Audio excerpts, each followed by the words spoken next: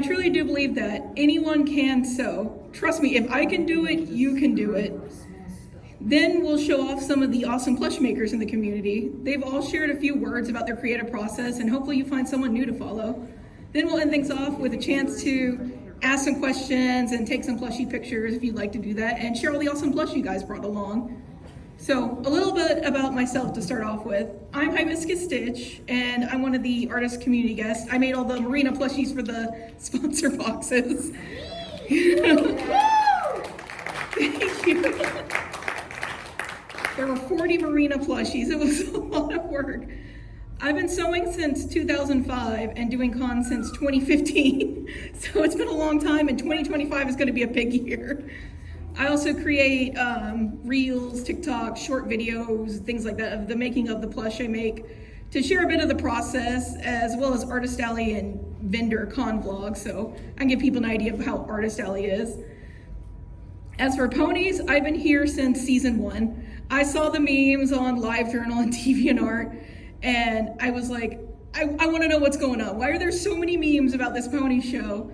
And then, like everyone else, I watched one episode, then another episode, and then another episode. It just went from there. The rest was history. That's pretty much how it starts with everyone. Yeah, that's how everyone goes.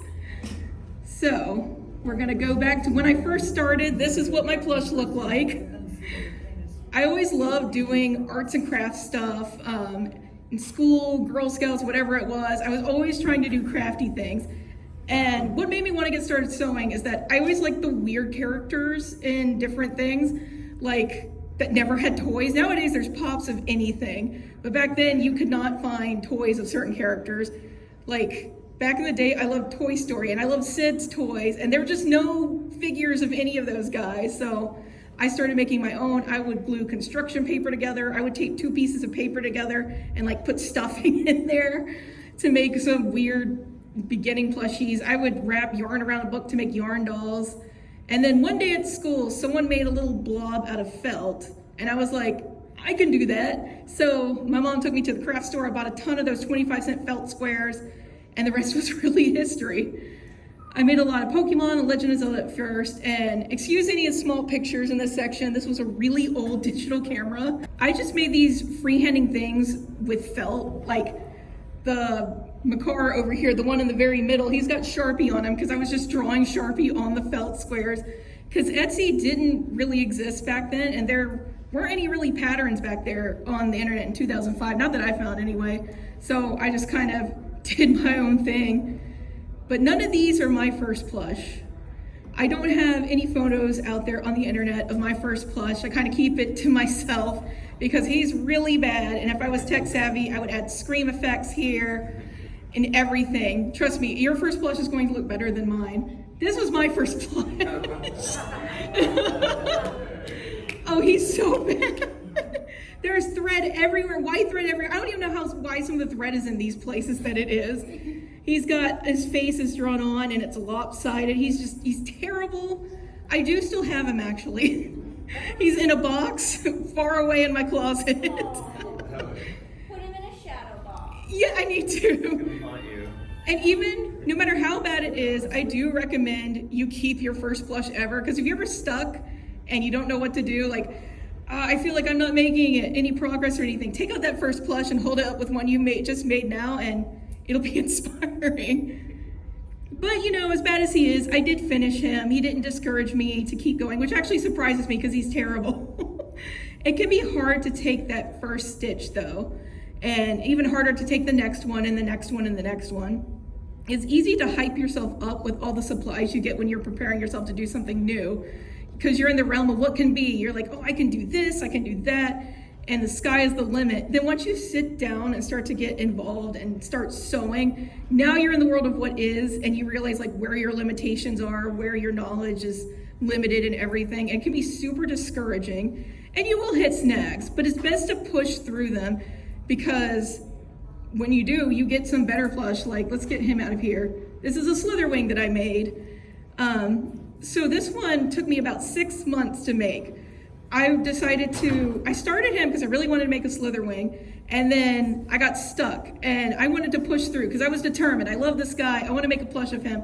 So I would take a break whenever I got stuck and frustrated and then come back. And I kept challenging myself to finish unfinished things. Every artist has either a folder on their computer of unfinished drawings or a bin of plushies that are just not finished yet. So I would go back with fresh eyes. Every time I took a break, I would come back and be like, okay, I know where I can go from this now. And also when you're on the other side, you can see more where you need to go versus when you're in the moment and super frustrated. I always say trust the process because every artist has that moment halfway through where they're like, this is terrible. What am I doing? This looks awful. But just keep going. It'll look a lot better. And you'll always be your worst judge because you see like every wrong stitch, every wrong wrinkle, every bad line on your drawing. But a lot of other people won't see that. And also when you see those things, it can help you learn for the future. Mistakes are an amazing way to learn. But your first plush will always be better than mine. Not everything will be better than this. I think he's cute. Thank you. You're too generous. It's still a good start. I mean, we don't have to start That's true. It's Link from Wind Waker. So, there are so many resources nowadays that are great for doing your first plush. One that I recommend is So Desune or Chuli Knight. She has a lot of awesome free patterns and tutorials for all levels, from starting out, beginners, to intermediate, to advanced. So any level, there will be a pattern you can find there. And a lot of them are from like Pokemon, Totoro, Final Fantasy, and things like that, which can make it a little easier since you're familiar with those characters. And that way you already have a sense of how the shape should fit together. So this is a great resource for your first plush. There's plenty of others out there as well. As I kept going, I started practicing more with various shapes, things that these resources nowadays will already provide to you. So this was my next batch of guys. And these guys are still felt. I used felt for a really long time in the beginning, but you can kind of see how I started to experiment more with different shapes and more intricate patterning. I remember being really proud of the Cubone and the Typhlosion here because I tried to make different like all their bodies one shape that I turned inside out. And also the Linoon is the same way as the Typhlosion is. And of course with patterns nowadays, you'll be starting basically ahead of here already. This took me about 2 years to get to this level. Now, of course, none of these are perfect, but it does show progress. And then after that, I started to use fleece. So I know I started with felt, but I actually don't recommend you start with felt. One of the better materials you can start with is fleece because it's more affordable. It's pretty easy to find, like Walmart's have fleece, and it's pretty decent quality. Some people stick with fleece their entire plush making time. Making can be expensive to start as well as other fabrics are, and you're going to make a lot of mistakes when you start. So with fleece, you won't feel so bad if you mess up and have to redo something. I have seen people give the advice like you need X, Y, Z expensive supplies to start, and that's just not true. Those are things you kind of work up to, especially if you don't know if this is something you want to stick with yet. Just use what you have. Everyone has that metal cookie tin full of sewing supplies in their grandma's house. And go get some needle and thread out of there. You can use some of the cheaper fabrics, and you definitely don't need an embroidery machine starting out. It's more important to just get started and not so hung up on your supplies and what you need to use, because that'll come. So this is my sewing machine, and this is where the magic happens. Wow. Surprisingly, I didn't pay for any of these therapy stickers. They were all given to me. I'm surprised you don't have rarity on there. Oh. Yeah, you know what? Why don't I have rarity on here? Now you're gonna have to get a rarity sticker in the vendor hall. I do. That's what I'm gonna do tomorrow. So I had a fancier sewing machine than this at one point, but it broke like the night before a con, and I still had so much sewing to do. So I ran to Walmart, and this was like the only one that they had. So I grabbed this and ran home. It was like $80. But it's worked so well, I've stuck with it. I've had it for like 5 years now. Wow. Brothers are great. Yes, they are. It's still kicking, so I'm like, I'm gonna stick with it. I do plan to eventually upgrade, but you know, for now, this is perfect. Sewing tip, get yourself a brother sewing machine. Yep. They're a lot easier to repair as well. They are. And most people know how to repair brother machines, which is great. This does everything I need it to, and it shows just sometimes the cheap things can work just as well for your needs as the more expensive things. So I started using Minky a few years after fleece. There is a learning curve with Minky, especially since now you really have to pay attention to the pile, which is the direction the fabric lays. There's always like a little short pile on it, and if you brush it one way, you'll see it goes different than if you brush it the other way. So you really have to pay attention to like how you orient it. Oh yeah. Fleece has it a little bit, but it's not as noticeable as it is on Minky. And the stretch, which is how the fabric will stretch when pulled and stuffed, like it will have a stretch one way, but not so much the other way. And you can use that to really fill out your plushies. And with Minky, it's really noticeable how you use that stretch. And jumping ahead, this is Pinky, which is my first pony plush. You can tell it's a first try. I'm not super familiar with the shapes of the ponies and everything. Yeah, big eye and... Oh yeah. I like it. I think it's so cute. And this is before I had embroidery too, so its eye is actually felt that I sewed onto it. And it's not bad first try though for a plush, for a pony. And you can tell that even if it's not the most exact, it's still, you can tell what it is, which is great. It still looks good. Well, thank you. Now, plush making in any art really is not a linear progression. You are not going to just continuously get better and better and better with every piece. You know, in a way of like you're learning something from everything, but sometimes that learning is not pretty. The line is more like, you know, up, you go up and then down a little bit, and then up and then down. Just as you try new things, you're going to make mistakes. So for every, like Dragonite Poké Doll I made here, there is going to be an awful this.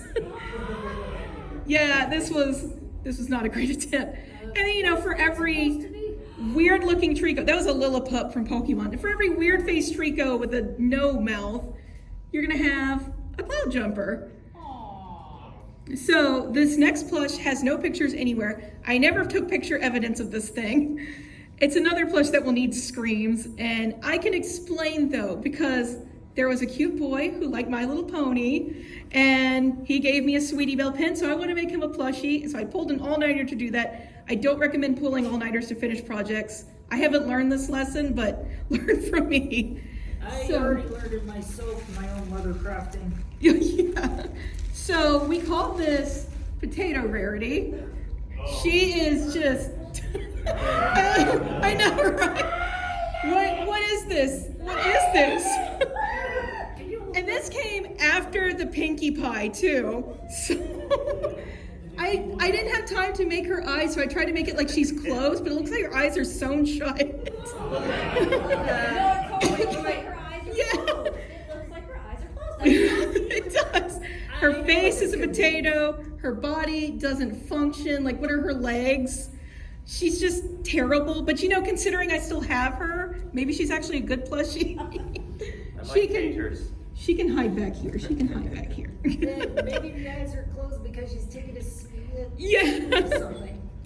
So I want to throw this thing away. I've always wanted to throw this plush away, but my now husband will not let me throw this away. He's like, no, you gave this to me. I want to keep this. He was like, you better bring that back. That better come back. Oh, I'm not allowed to take it now. Okay, Yeah. totally understand. But like I said, the best way to learn is from mistakes. So, you know, this is terrible, but from it we learn. And my next pony plushies were these guys.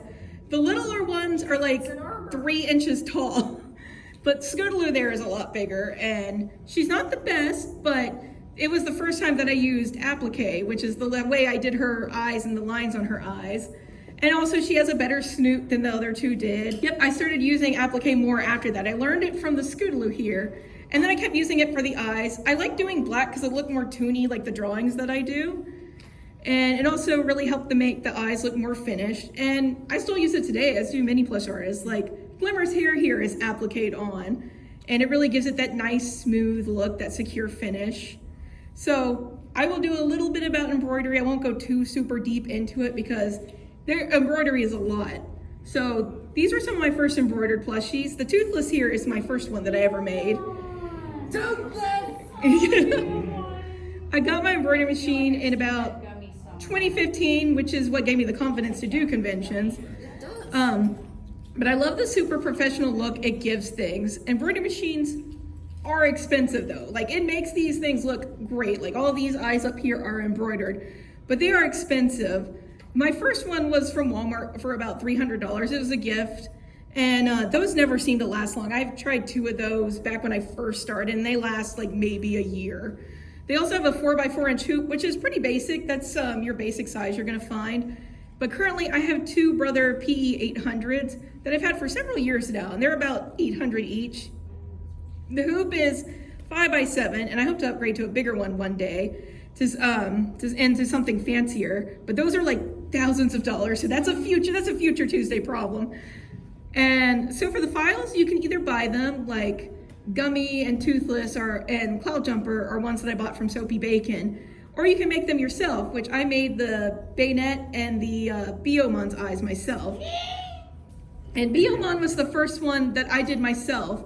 So when you're trying to make your own embroidery images, it's very involved. You draw the image, and then you convert that image into a file your embroidery machine can read using an embroidery program, which will allow you to edit all the stitches, and then you put that in your embroidery machine, and then your embroidery machine goes to town. So it's involved, it's a lot. It's definitely something that you want to work up to if you're just getting started.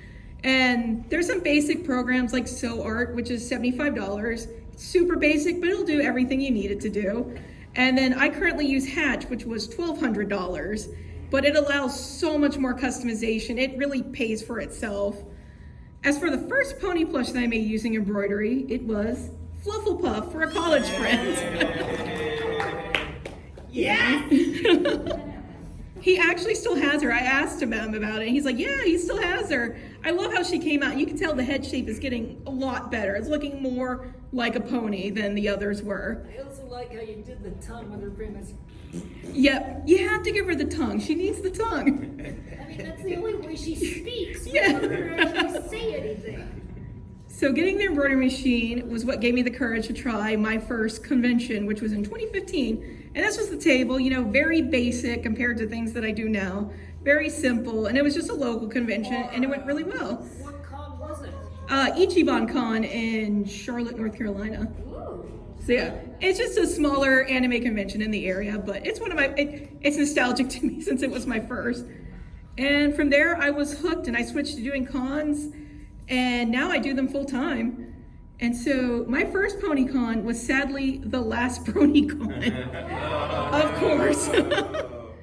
I was used to doing anime cons, so my pony plush reflect that at the time. You can see they're chibi, they have the huge heads, the tiny bodies. It's just what I was used to making, so that's what I went with.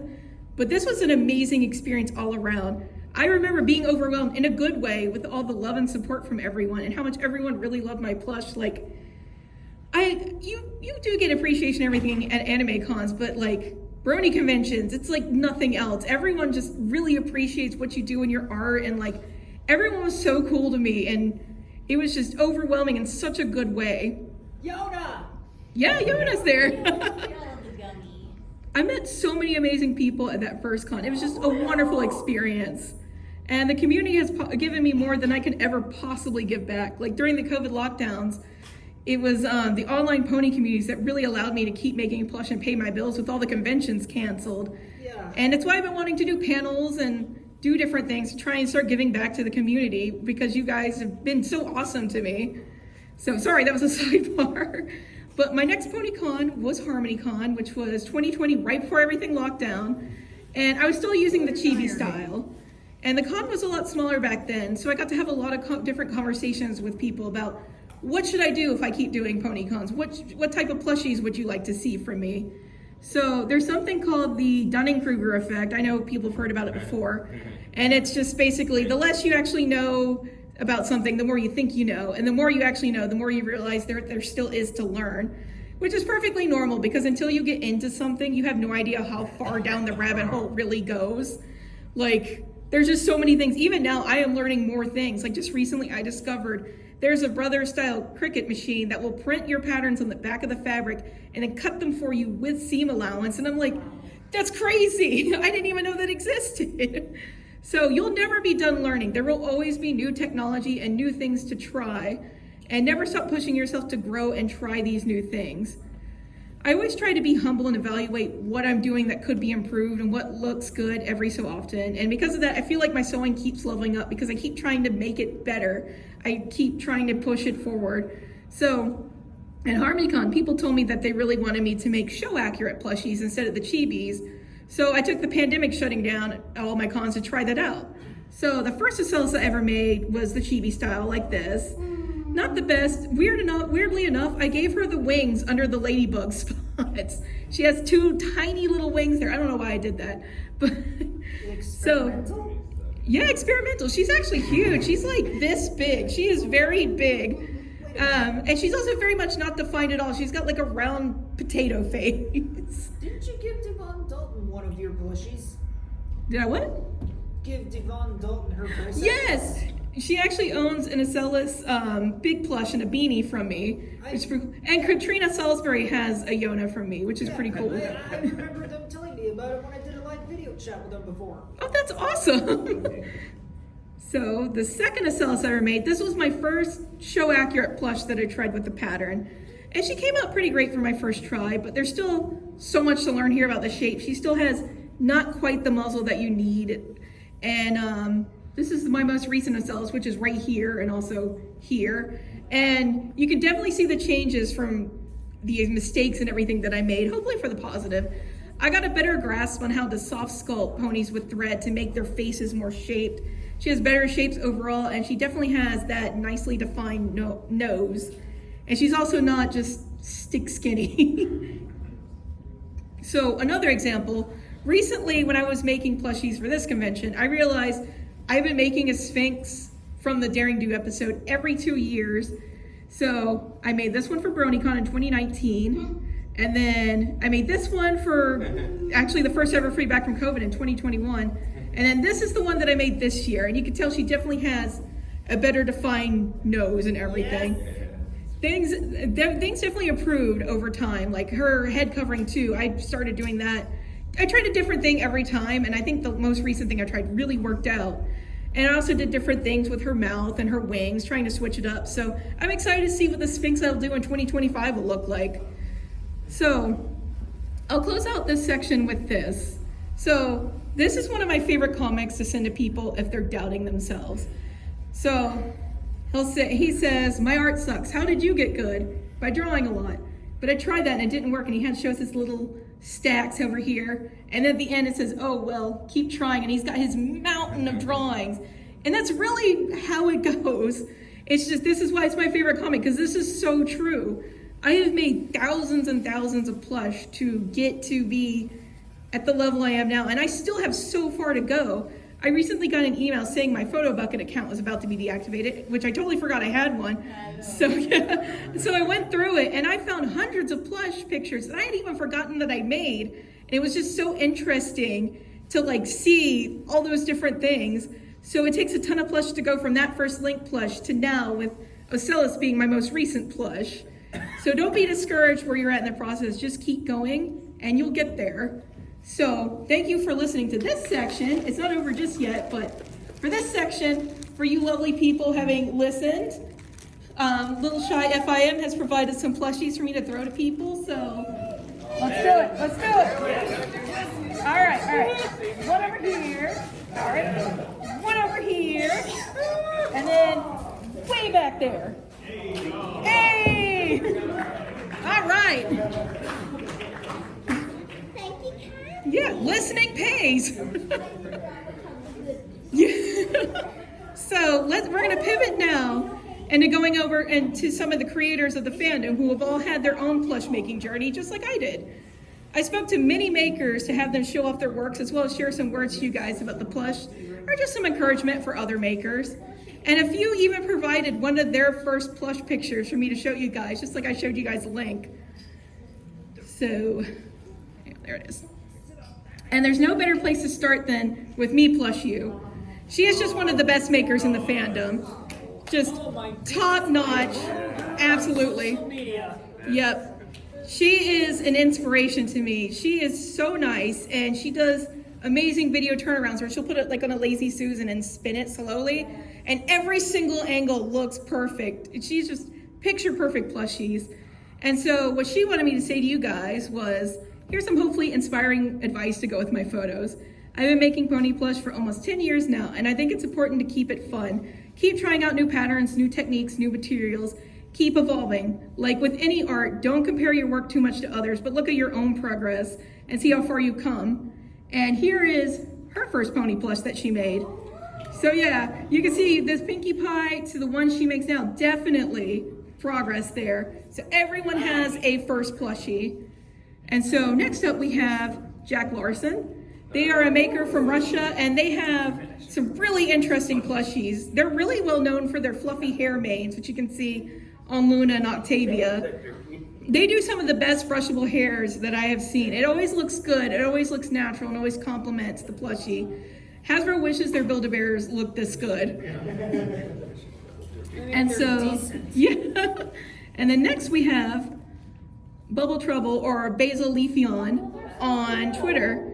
Who could it possibly be? Yeah, they're actually someone, yeah, there we go, banana in the flesh.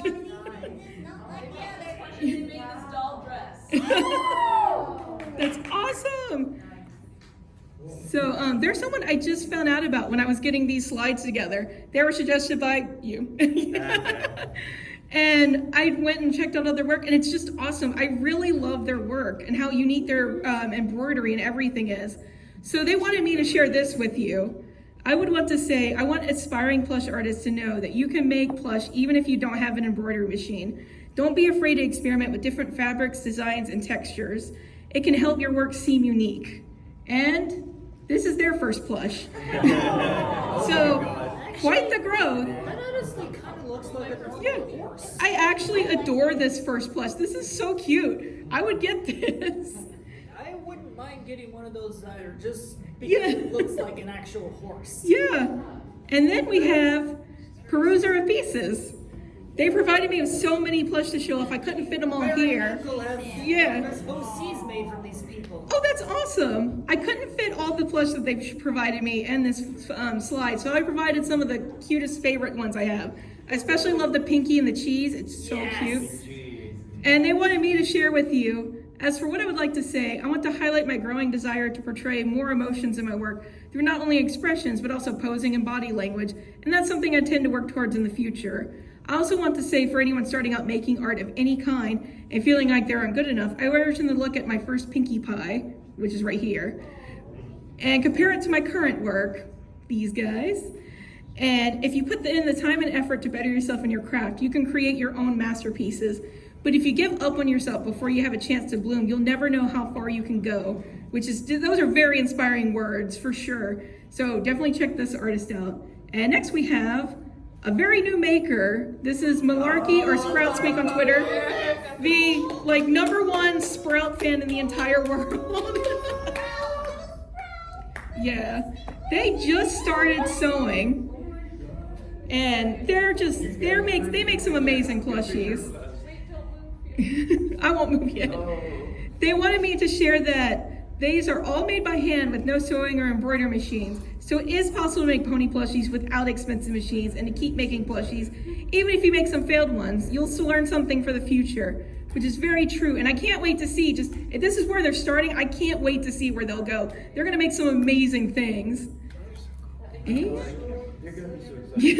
Next up, we have a maker that probably everyone knows, Rubio Wolf. Yeah, they're a long time plush maker in the fandom. They have been here a long time. And they're also just the nicest person you could ever hope to meet. So here's a selection of some of their works. And she wanted me to share with you, don't be afraid to mess up. Just keep trying. Everyone has to start somewhere. Whether you make your own patterns or use others made by others. And she wanted me to shout out specifically My Little Waifu and Choli Night, which is a very good place to start. There is no wrong answer. Let your creativity shine. And absolutely. And here is Rubio's first plushie. Very cute.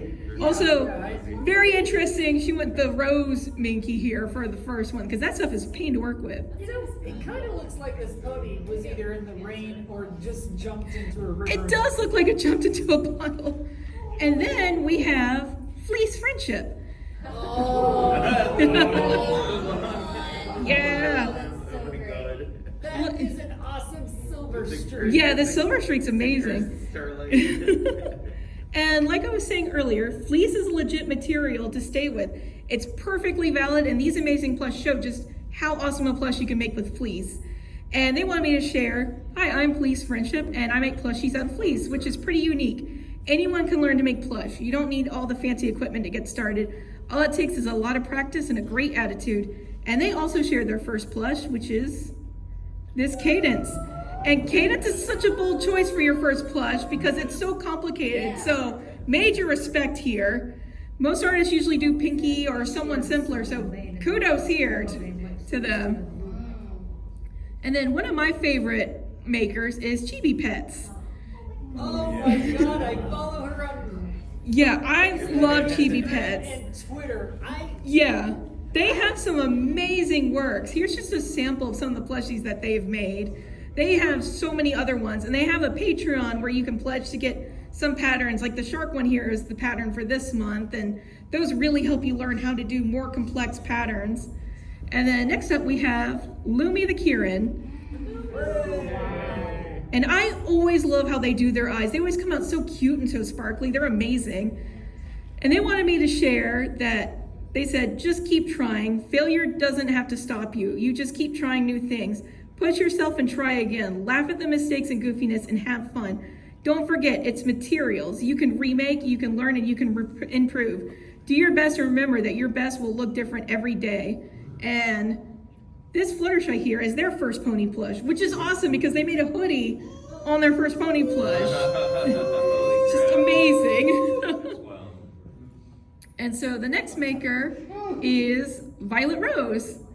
Their plush are super cute, and they make these adorable little chibi beanies like in the top corner. I just love those. And I had a chance to talk to them at BabsCon, and they are just so sweet. And they're very encouraging artist friend. You should definitely check them out. And last but not least, we have Allegrinics. They are known for two things. And those two things are, first, these cute itty bitties that are made from fleece and are like an inch long. They're always so fun. I have one myself. They're super cute. And second, they're known for their love of Celestia. They have such a wide variety of Celestias in all sorts of styles. They have been remaking like Celestia in her every single type of appearance she has, even in the mobile games. That Chaos Celestia up there is upgraded from a Build-A-Bear, I found out, which is great. It looks awesome, yeah, right? Big Lestia is. Yeah. Big Lestia is the one on the bottom right. Big Lestia. I saw Big Lestia in person. That thing is huge. It is huge. And heavy. It's very heavy. And they had this to say: you don't need a fancy embroidery machine to make clean eyes and cutie marks, because I don't have one. Fleece is still a good alternative to Minky, and sometimes those official plushies with the nasty brushable manes just need a little glow up. And also, I like Celestia a lot. True words, true words. Who doesn't like Celestia? Yeah. So that wraps up the artist feature. And I definitely hope to feature even more in the future. So feel free to shoot me a message on any of my socials if you have any artists that I should feature in future plush panels. And so thank you so much, guys. And does anyone have any questions about anything that we've gone over? Anyone? All right, I explained it pretty good then. Thank you guys so much. I hope you guys all enjoyed everything. This was awesome.